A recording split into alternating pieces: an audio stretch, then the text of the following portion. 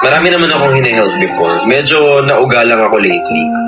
Kasi, marami naman ako natulungan before. Hindi naman sa naghihingi ako ng kapalit.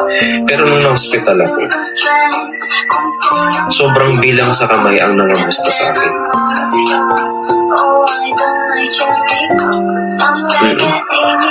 Parang eye-opener ko yun.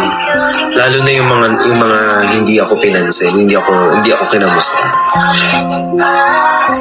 Parang, syempre kasi, ako, mag-give talaga ako. At hindi ko naman binibilang yun. It's just that siguro, nung na-hospital ako, tinandaan ko kung sino yung mga hindi ako naaalala.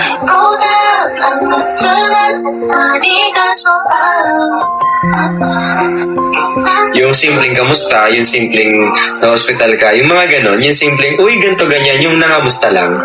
Okay ako dun eh. Pero, pag hindi mo ako naalala, it means, ano lang, ang aking value is